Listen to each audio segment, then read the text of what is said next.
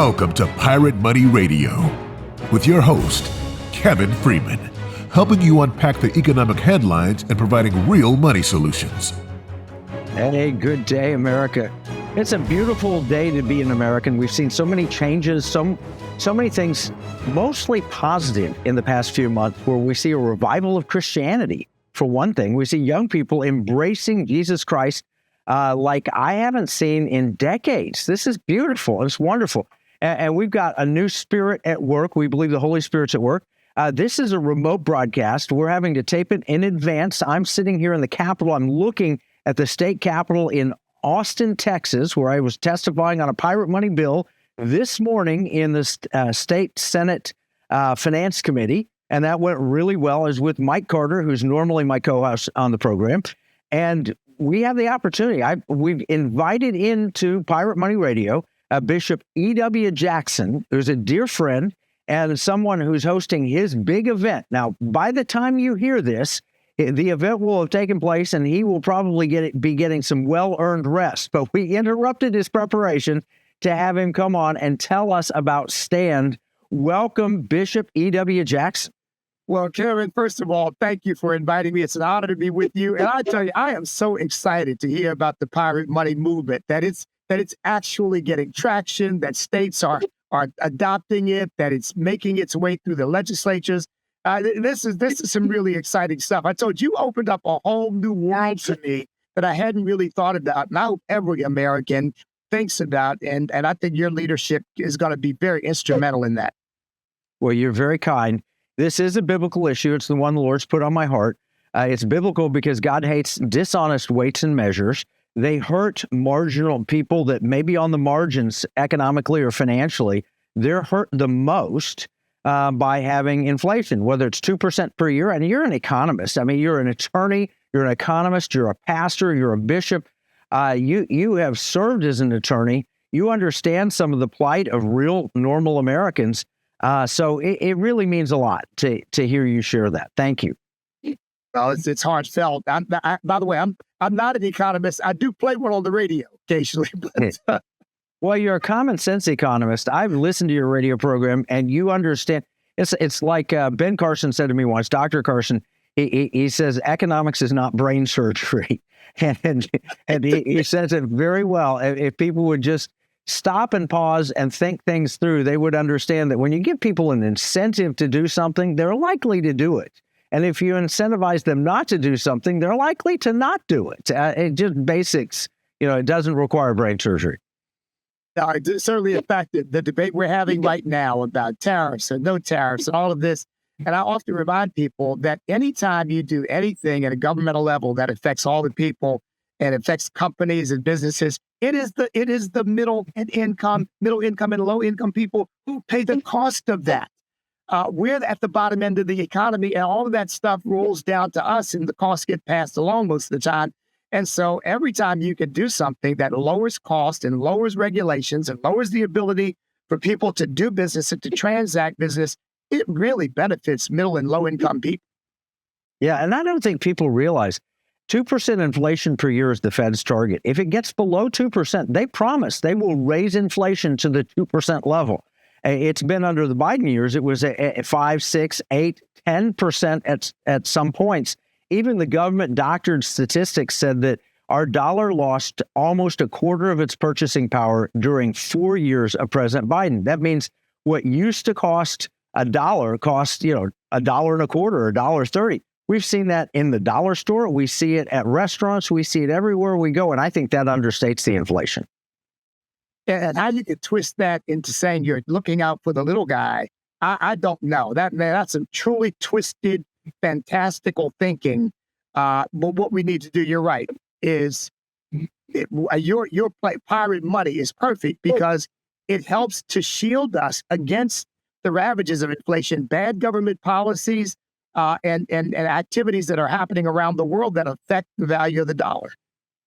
Well, and you're on the front lines with this because you deal with real people, whether they're in your church or whether you're talking to them on an everyday basis.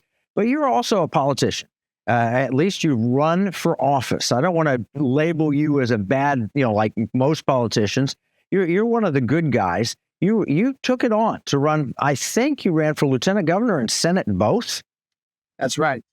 That's right. And I was just saying to my audience on my podcast earlier, I said, I was telling them the truth about a particular issue. I said, that may be why I haven't been successful at winning, because, Donald Trump is about the first politician I've ever seen who essentially tells the truth all the time and manages to win. Most of the time, telling the truth is not a good formula for winning in politics. But you're right. I have run twice, in fact, 3 times, because as you know, I jumped into the race for president, knowing that Donald Trump was going to probably win the nomination, become the next president. But I wanted to introduce God into the picture and into the culture and into politics. So yeah, I've run, and believe me, it's not glamorous, but it's one of the sacrifices that we make. And thank God that we can get people like Donald Trump elected. Well, you have made a difference. You moved the needle in that. I look at Virginia. Virginia was solidly headed the wrong direction, and it was the social issues that turned it around. It was parents saying, wait a minute, someone's assaulting my child in a bathroom that they don't belong in. And Bishop, you're the guy that really made that case for Virginia. And, this is what troubles me. And I say it somewhat tongue in cheek. Obviously, there are a lot of people in politics who do tell the truth and still manage to win. But, there are a lot of people who really believe that not telling the truth gives you some kind of political advantage. And if that's an issue, for example, that's plaguing us right now at this very moment as we speak. We just had a bunch of Virginia Tech students, I think it was Virginia Tech, that walked out on Governor Youngkin because of his policy against anti-Semitism and tried to quell that. And of course, we've had lots of problems with this whole gender issue in our schools. And right now, we need more voices in our political system to step up and just tell the unvarnished truth about this stuff, that this is morally wrong, it's spiritually wrong, it's legally wrong from my perspective, because you're violating the constitutional rights of women when you stick men into their locker rooms and into their showers.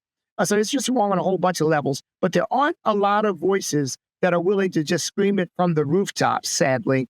And that gives me pause about the future of Virginia right now. And I'm hoping that we will hear those voices begin to speak up.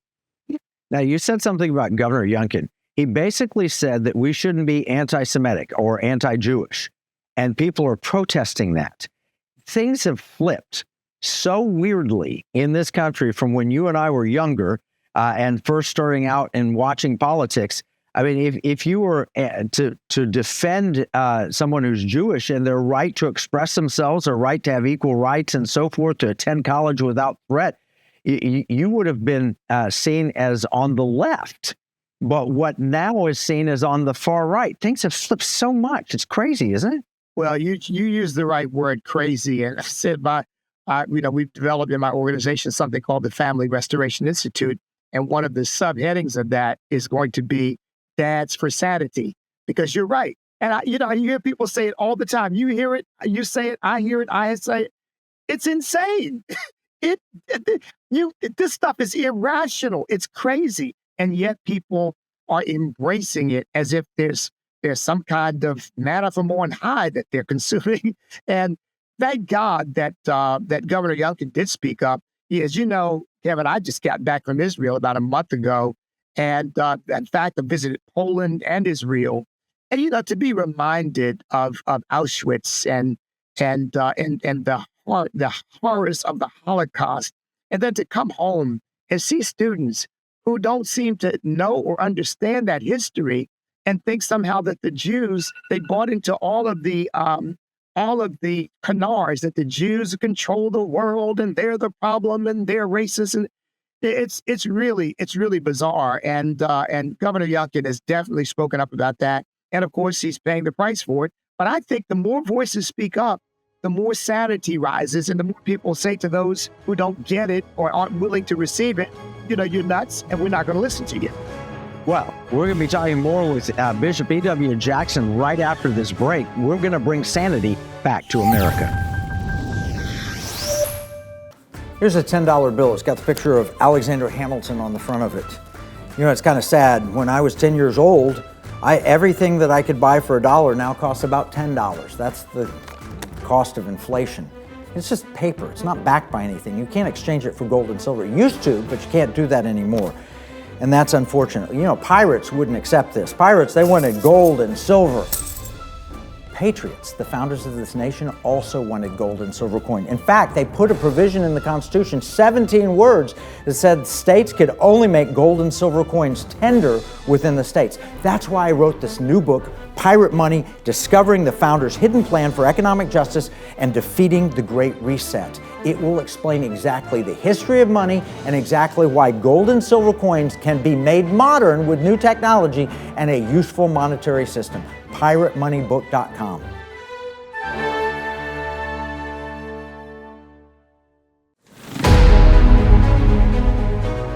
Welcome back to Pirate Money Radio with your host, Kevin Freeman.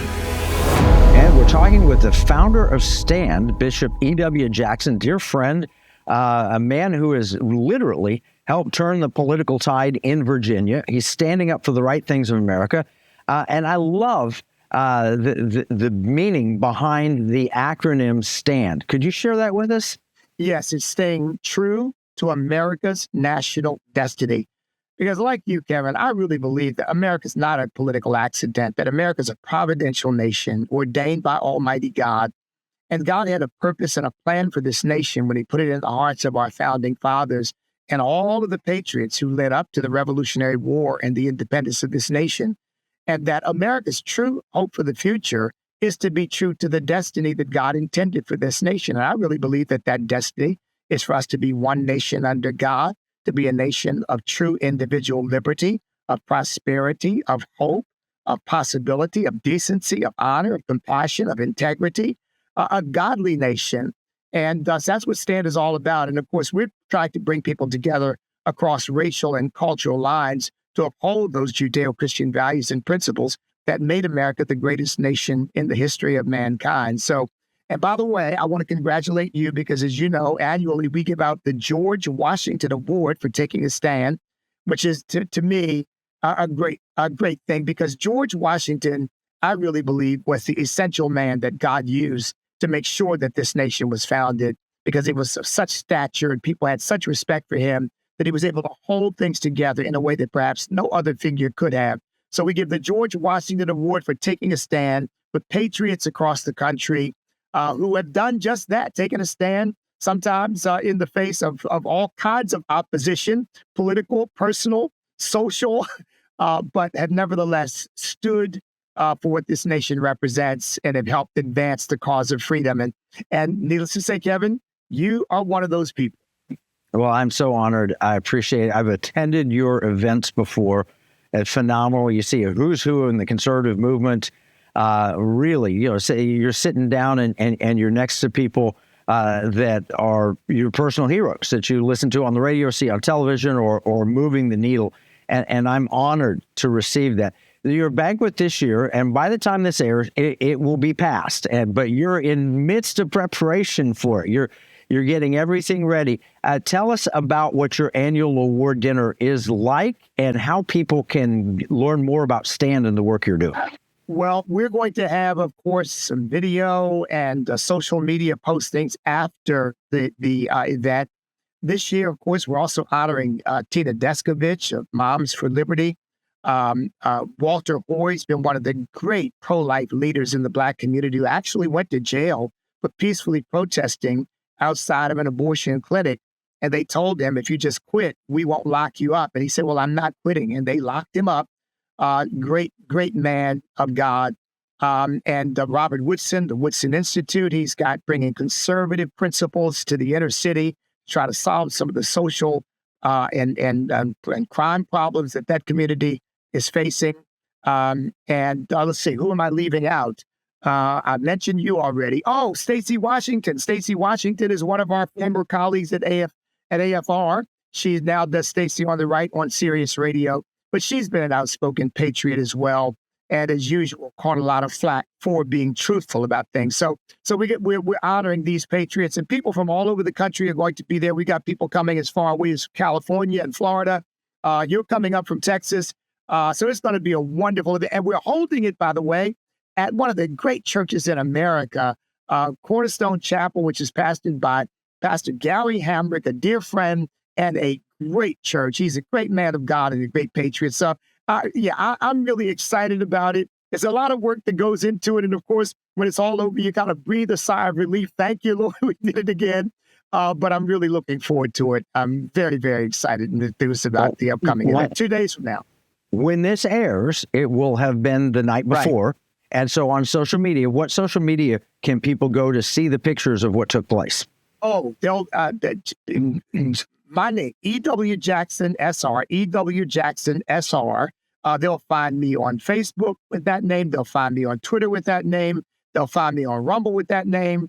What am I leaving out? But yeah, pretty much all the social media you can think of. They'll find me on YouTube with that name, the E.W. Jackson YouTube channel.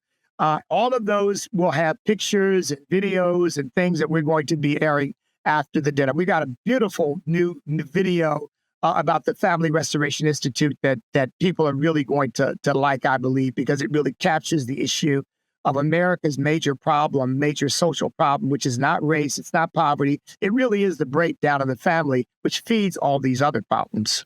Well, and that's what I love about STAND, because it's staying true to America's national destiny, and America has a national destiny, but the founders thought of our national destiny as a biblical one. It didn't have to be overtly Christian in that people of other faiths were welcomed in, but it was biblical, and it was built on truths that God had established, and God made nations. And I love also that you stand for the family, because God also made an institution called family, a father, a mother, and children. That's his design. If he designed it otherwise, it would be otherwise, but he designed it that way.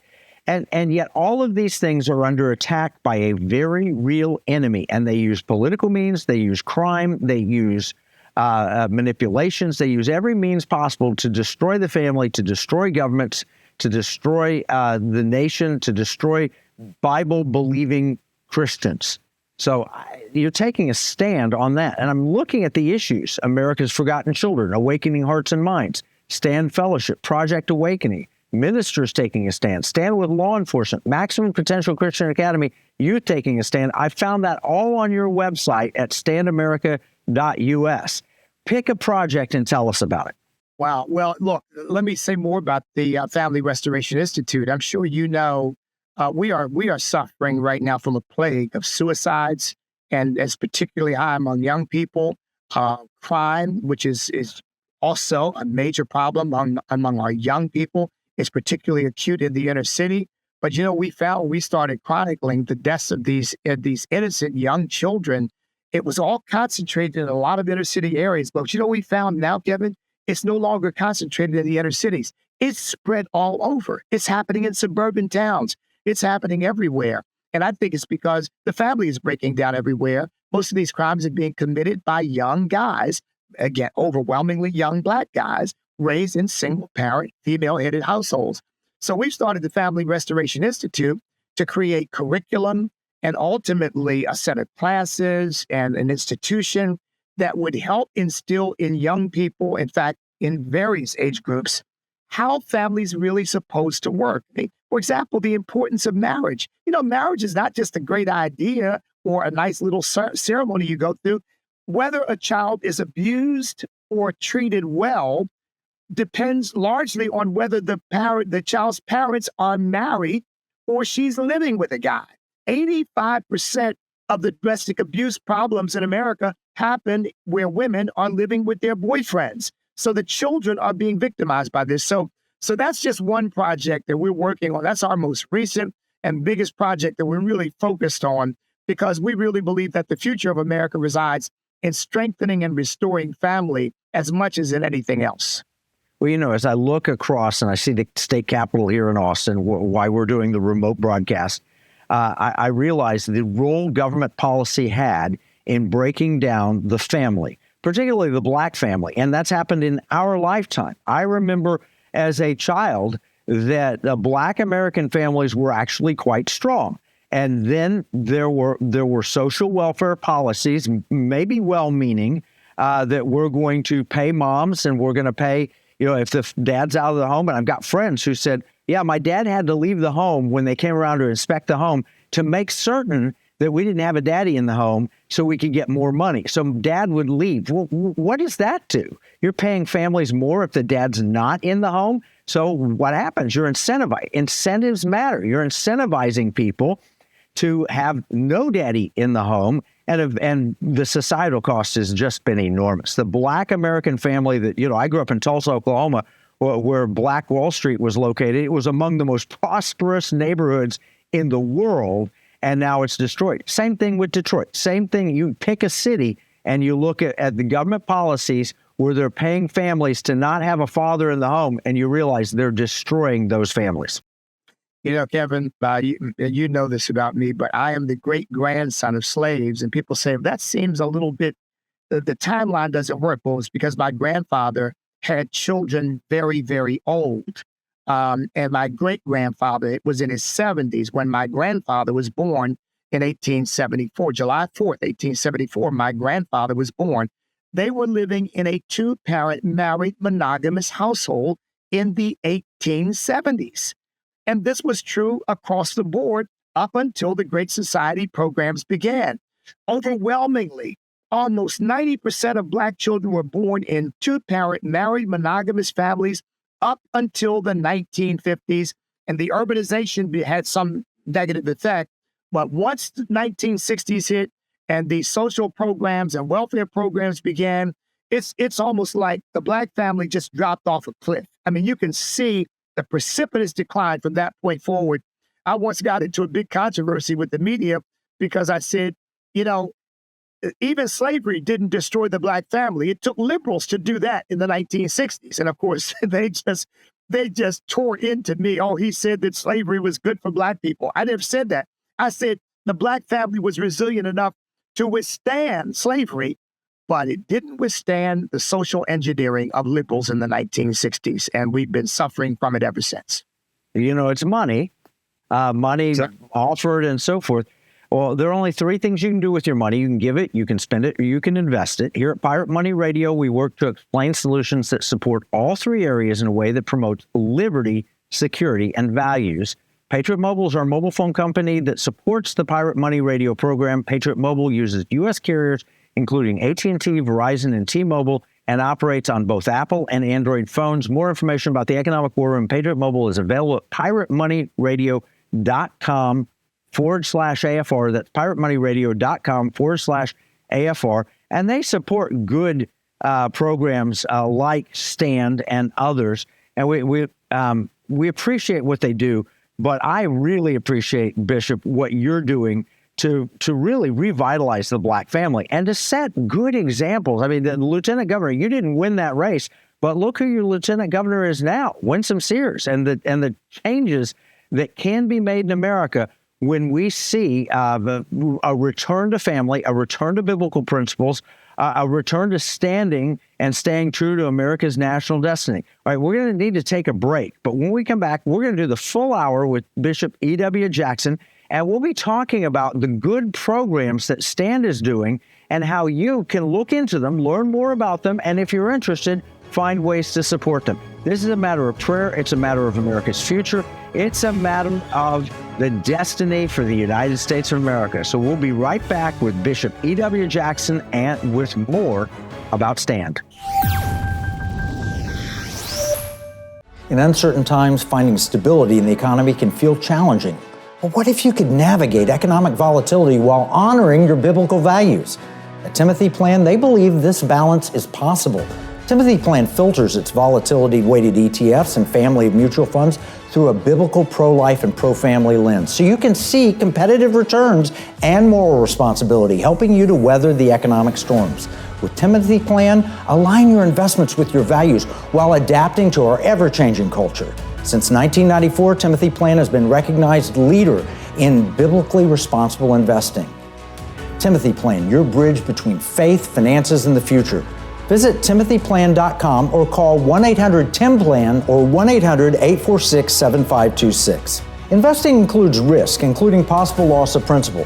Before investing, carefully consider a fund's investment objectives, risks, charges, and expenses contained in the prospectus available at timothyplan.com. Pirate Money Radio, helping you give, spend, and invest in ways that align with liberty, security, and values. Welcome back with your host, Kevin Freeman. And I'm joined with the great Bishop E.W. Jackson, who's a dear friend.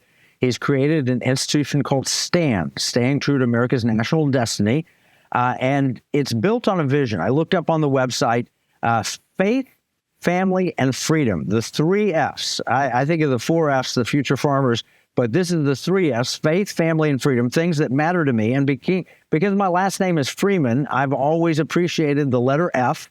I didn't get any in school. I absolutely didn't. My mom is in heaven. She knows the truth. I never got an F, but I love the letter F. I feel like if we were on Sesame Street, this is brought to you by the letter F, faith, family, and freedom. Explain why those are the three values of your vision.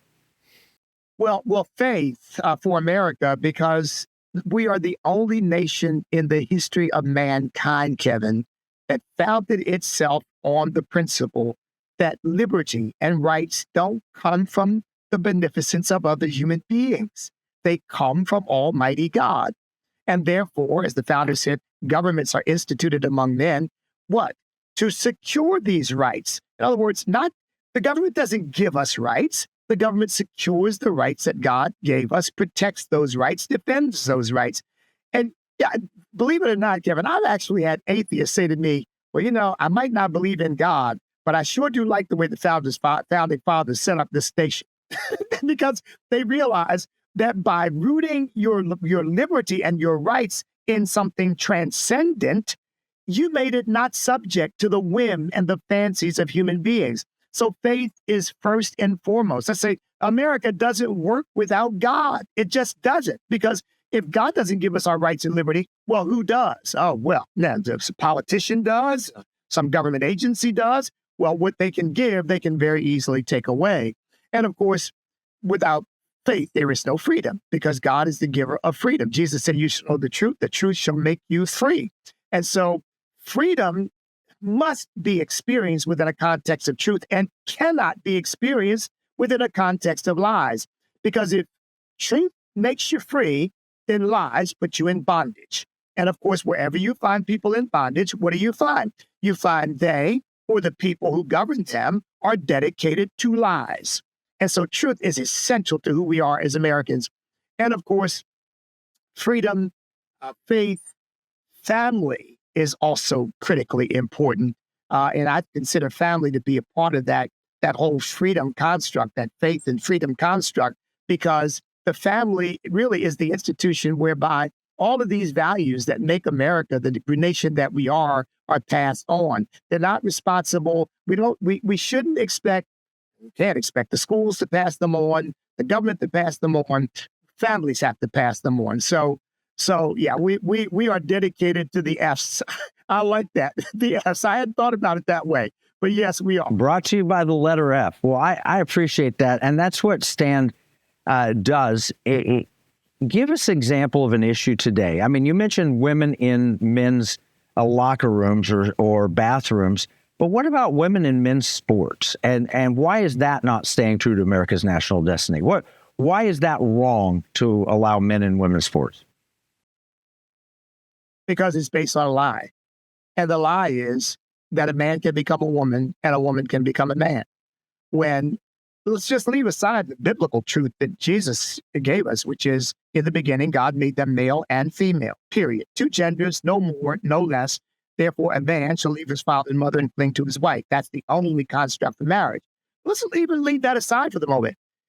You and I know, and I'm not a scientist, but I'm scientifically informed enough to know, every cell in your body and mine is embossed with our gender identity. Every single cell. And there are trillions of cells in our body. And every single one of them is embossed with either the XX or XY chromosomal makeup. So even if you change your clothes, or you get some kind of weird operation, or you take hormones, you can't change yourself at the cellular level. So the idea that you can is based upon a lie. So a guy says he's a girl. So, well, then we're going to put you in the women's locker room. We're going to put you in the women's shower. We're going to put you on the women's team. I mean, it's just a lie.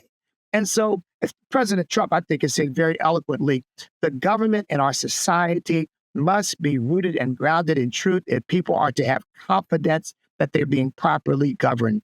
And so this is just one example of why truth is so critical to us being governed as a free people. You can't govern a free people with lies. All lies do is put people in bondage. And we see this. Look at the girls they punish, Kevin. I mean, young ladies saying, I'm not going to be in a shower with a guy who goes through physiological changes right there in front of me. I'm not doing it. Oh, well, you're the bad person. You're the person with an issue, not him, but you.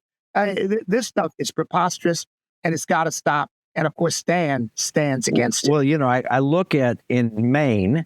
I don't know if you've seen this. Maine State Rep Laura Libby posted her objection to natal males participating in female sports on Facebook. She's a state duly elected state representative. And because of that, the House censured her so they would not allow her to speak. Why is this even a political issue? This seems like a science issue. It doesn't even seem like it's a biblical issue because it's truth, but it doesn't even seem like a biblical issue or a religious issue. This is a science issue. And yet the party that says you're denying science to us is turning around and denying science themselves. Because, Kevin, when you reject absolute, immutable truth, then truth becomes whatever is convenient for you at that moment. So there is no consistency. There is no logic. It is just what works for me right now. And so you're right. Science becomes important when I think it advances my agenda. And when it doesn't advance my agenda, let's ignore science. I mean, for example, one of the most unscientific things I've ever heard is the notion that a person can be born into the wrong body. But what does that even mean? It's just an irrational statement. I mean, as if we're made in a factory and somebody picked up a wrong spirit or soul and dropped it into the wrong physical encasement. I mean, it's just crazy, but we're told it all the time. And it's the basis for all of these weird policies that we see, even trying to talk to young children and explain to them that they were born in the wrong body and that their mother and father and doctor and hospital only guessed at their gender. And now the teacher in all of her wisdom is going to acknowledge the truth, which is, yeah, somebody in the kid factory made a mistake and dropped you into the wrong body. I mean, this stuff is so bizarre. But again, when you reject absolute immutable truth, this is where it leads you. It leads you to the weirdest, most inexplicable places. It also takes you to a free speech issue. And if you speak the truth, you will be silenced. And where does that leave us? When you're telling the truth, it leaves us in Orwell, right? You're telling the truth, and therefore you have to be shut up. But if you're speaking the lie and conforming with what the majority, or not even the majority, somebody somewhere in a position of power demands that you say it this way and speak this truth, that's getting really frightening, because that leads to totalitarian dictatorships. This is where Adolf Hitler can rise. It has nothing to do with the conservatives or Donald Trump, who speaks the truth all the time, whether you like it or not. I mean, he'd tell his Aunt Betty that pie sucks. He would just flat out say, I don't like your pie, where the rest of us might be polite. I didn't think that pie was any good. But sometimes it really matters if you're telling the truth or telling a lie. And in this case, politicians are willing to lie to people, and that's frightening. This is why Stand exists. This is the core of our existence, because we really believe that without God and without truth, America as a society cannot congeal. We cannot remain a coherent society. It's just not possible, because you're right, Kevin. If the Almighty God is not the final arbiter of what is true and right and good and decent, then who is? Well, the person with the biggest gun, the person with the most power. And that takes you down a road toward whoever has that power. They then set the standard of right and wrong. So, right, we would say Hitler was a monster. He was a megalomaniac. He was one of the most evil people who's ever walked the face of the earth. But somebody who rejects God and rejects his word, like an Adolf Hitler, would say, says who? Says who? I've made my decision, and I think all Jews are evil and they must be destroyed. And who contradicts me? Well, the person who says, well, there is no ultimate truth. How do you answer that? Well, you can't. We know there's an absolute truth, and it's wrong because God says it's wrong, because every person is made in the image and likeness of God, and no human being has a right to arbitrarily decide that others are not worthy of existence. And that is absolute truth from God's word. But we've got the left in our country that have thrown that out. So where does that take us? It takes us where the French Revolution went, where they were saying you have to have a 10-day work week, and they denied that there was a 24-hour day. I mean, these are just simple scientific truths. There is a 24-hour day, but they tried to reshape the units, and what they ended up doing was eating their own at some point. Yeah, they disposed of the king, but eventually they disposed of the people that disposed of the king, and then disposed of the people who disposed of the people who disposed of the king. French Revolution was a terrible tragedy. Contrast that with the American Revolution, which I know you have studied in detail, where they were men of faith, elevating the truth of God, and as a result, we brought the greatest liberty ever brought to humanity. Not universally, not perfectly, not ideally, but the biggest leap forward for liberty in the history of humanity took place with the American Revolution. The only revolution I know of in human history that left people actually free afterwards rather than enslaved afterwards. Now, you're right. We had to resolve the issue of slavery, but even in our revolution, we were trying to resolve that issue. And as you know, there were certain states that did not want to resolve it because they were so dependent upon it. But even there, we were trying to reconcile our commitment to freedom in terms of the Africans who were in our country and were slaves. So it was even there, it was forcing us to grapple with the issue. This is what I say to people who condemn America for slavery. I said there was never a moment from the first time the first Africans arrived on shore, there was never a moment in which there was not a debate about the humanity of people, that you could not abuse them, enslave them, and subjugate them. And of course, there were those who, for their own benefit, wanted to do so. But there were always those voices saying, that's not consistent with who we are as Americans or Christians. Thank God our countries have always had those people. You know what? This is staying true to America's national destiny. The founders set us on a course of a national destiny of liberty for all people, male, female, black, white, regardless of your racial background. That was the national destiny. We didn't get there immediately, but we eventually got there. It has been such a pleasure talking to you. E.W. Jackson will be back with more after this break.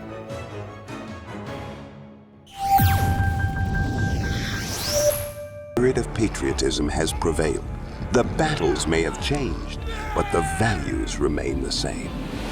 Today, in 2024, we find ourselves at a pivotal moment where the call for unity, freedom, and a better future echoes louder than ever. For more than 10 years, Patriot Mobile has been committed to supporting the values that make our nation great. With affordable plans and reliable nationwide coverage, Patriot Mobile is not just a wireless service. It's a call to action for those who believe in the American dream. Because this year is not just any year, it's the most important year since our nation's founding. Choose a wireless carrier that shares your values. Choose Patriot Mobile.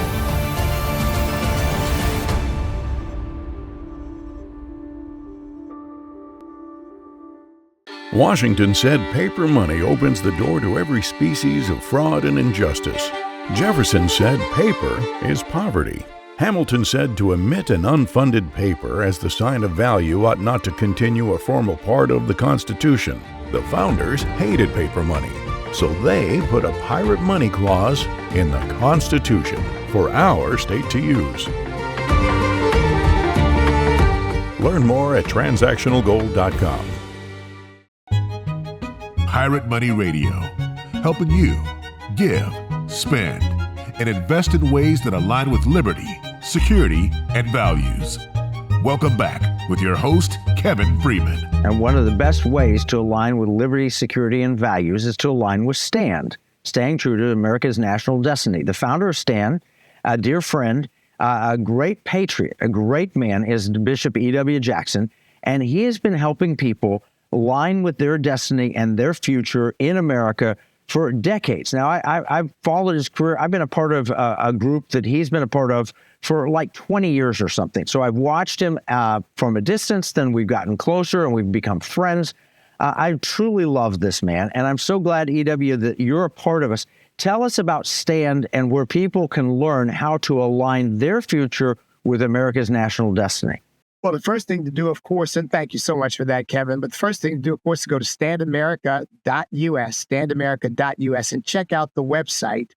Now, we have a couple of other websites. We have a website for America's Forgotten Children, just how it sounds, americasforgottenchildren.com, no apostrophe after the Americas.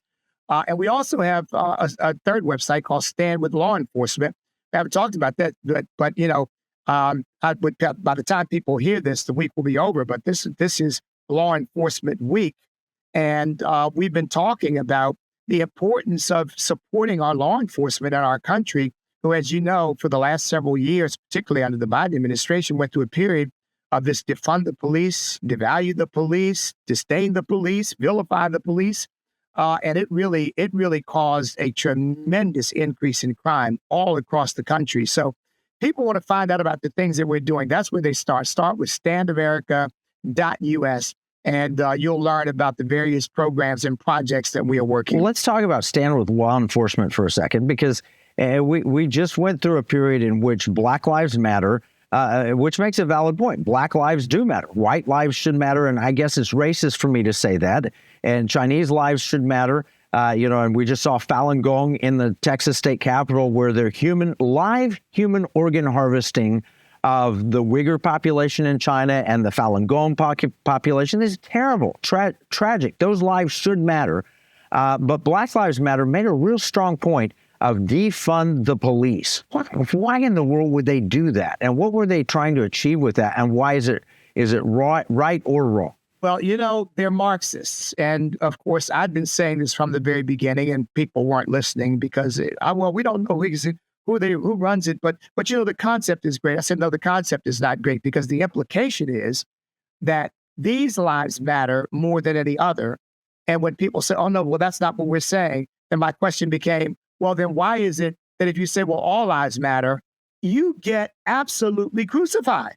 And you couldn't say all lives matter. You're not allowed to say that, because somehow you're diminishing the whole thrust. Well, the fact is, all lives do matter, and we shouldn't racially categorize people. Life matters. Unborn life matters. But these were Marxists. And as a result, of course, their whole view of life, I call race, this racial division that the left stokes, Marxism American style, because they can't quite use class warfare. It doesn't work as well here because Americans are so upwardly mobile, but they can use the emotional baggage and history with race in our country, and they can use that to manipulate people. And that's exactly what they did. But Patrisse Cullors, as you know, and her co-founders, they confessed that they were Marxists. They were trained Marxists, and that's why they wanted to be against the police, because Karl Marx, one of his principles was ruthlessly criticize everything. In other words, everything that undergirds a capitalist or a free society, ruthlessly criticize it, subvert it, undermine it, so that you can build a new communist society. That's what they really want. It reminds me, I met Eldridge Cleaver when I was younger, and he was a part of the Black Panther movement. And then I've seen videos talking about Manning Johnson, who wrote the book Color, Communism, and Common Sense. And in America, they have tried this racial division multiple times because they realized that America allows for upward mobility. So the class division in America wasn't working effectively to bring about Marxism, which is to create as much chaos so you can take power and then you can run everything. And so they thought, well, we'll try the race card. The problem is when Manning Johnson wrote Color, Communism, Common Sense, he realized that actually the opportunity in America with a strong Black family was very poor. They weren't going to get this through. So we have to have the radical sexual movement of the 60s, which caused the Black Panther movement. And then we had to have the Black Lives Matter which all of that stems from what you're combating, and that is the breakdown of the family. As long as we have a strong family in America, particularly a black family, you're not going to play that race card. It's not going to work, because the young person that wants to be a Marxist is going to be pulled back by their dad and taught a lesson if necessary. Look, this doesn't work. Communism doesn't work. I work for my money, and I know what it means and what it's worth, and this idea of getting paid without working. That's what's missing here. That's why we have to go. If you want to beat Black Lives Matter, you go work with Stan. Staying true to America's national destiny and promote the family. That's how you beat these things. And I don't want a society. I mean, you look at these societies in the Pacific Northwest where they pulled the police out and just let people have their communes, and how terrible it was. Real people getting hurt really badly. And destroying whole communities as a result. In fact, I was one of the people, Stan was one of the organizations that exposed the first website that Black Lives Matter put up. And it was a website that was full of all of this Marxist stuff, this sexual stuff. We got to get rid of the cis family. Women are nothing but slaves in the family. And, you look at this, you think, well, wait a minute. What does this have to do with police brutality? What does this have to do with trying to protect Black people from all this alleged mistreatment by police? Nothing. It was all about a Marxist agenda. Of course, when it got exposed, they quickly pulled it down, but it was too late, because it revealed what they were really about. And what they were really about was not helping anybody, but rather just advancing a Marxist agenda, which is the last thing in the world the United States of America needs. Well, you described it economically. How you stop a Marxist agenda is you give people the opportunity through lower regulations, lower taxes to save and earn more. You have to solve the inflation problem, which is what we're doing with pirate money, is giving people opportunity to hold their money in the form of something that is stable, that doesn't depreciate 2 to 5% per year like the U.S. dollar does, but as an option, not forcing it on anybody. And then you strengthen the family, and you give people opportunities for education and upward mobility and creativity. Our patent system is rigged against the little guy. It's rigged in favor of the big corporation. It used to be the first to invent was the person that won the patent. Now it's the first to file. So if you file for a patent as a big corporation, you might get that, and you could have stolen the intellectual property of some genius. I remember Dr. Carson on our Economic War Room program walked through all of the inventions from Black Americans going back over hundreds of years, and all the different things that creativity had done, and all the advances that had come in society as a result of it. That's what we need. We need more economic liberty. We need stronger families. We need better education. And look, when you have a strong family, my background. I was raised in foster care for the first 10 years of my life. And my father, I knew who my father was, but he wasn't raising me. He took me out of foster care to save me from gangs and crime in the streets. And he did it. He got it done. But as soon as he got a hold of me, he began to instill in me a determination to achieve something, to do something, to accomplish something, to make something of my life. And no matter what opportunities you have, Kevin, if you don't have the mindset that says, I'm going to make the most of what opportunities are presented to me, nobody can make you a success. All the government programs in the world, all the DEI in the world, all the affirmative action in the world can't do it. But when you are determined, it's amazing what you can overcome. And so I went from being a failure in 5th grade to being an A student in 6th grade and never looked back, because I had the guidance of my dad telling me what was expected of me. And when you don't have that, and Marxism, as you know, is categorically opposed to the family as God designed it. I mean, opposed to it, because they want to control people themselves, and the family only gets in the way. And so how can you control children if you got a mom and dad there trying to teach them? You don't want that. You want everybody speaking, thinking, acting out the Marxist line. And when you have that, then you've got totalitarian and tyrannical control, and then families, as a result, of course, are destroyed, and people suffer. And that's what we've seen in every society that's tried this. And Kevin, you would think at some point, but we know that there's a spiritual dynamic behind this, but at some point, people would simply look at the history and look at the results and say, Marxism doesn't work. maybe we ought not do that because it doesn't seem to have worked anywhere it's been tried. But they keep trying it because we know, again, it's not about serving people. It's about serving their own lust for power. No, there's no question about that. You even look in the United States and you look at the states that are more socialist, and people are leaving them to go to the more freedom-loving states. And you think about the family and the importance of a father, and you've talked about that with your father, and you realize that a strong family is how you beat that. Hitler understood that, and that's why he tried to break apart the family with the Hitler Youth to where the kids would rat on their parents. This is not a plan for success. But I'll tell you what is a plan for success. Staying true to America's national destiny. If you want to find an individual that has escaped a bad path that he was on to get on his destiny path, then you need to know more about Bishop E.W. Jackson. Tell us again, one more time, where can people learn more about Stand and about your good work? Well, go to standamerica.us. And let me just underscore this to Kevin. The importance of unity across racial and cultural lines. See each other as individuals. It is so liberating. It is so invigorating, and it's so encouraging, and it's so enriching and enhancing when you see people as people rather than as a part of a categorical racial group. So thanks for being with us on Pirate Money Radio.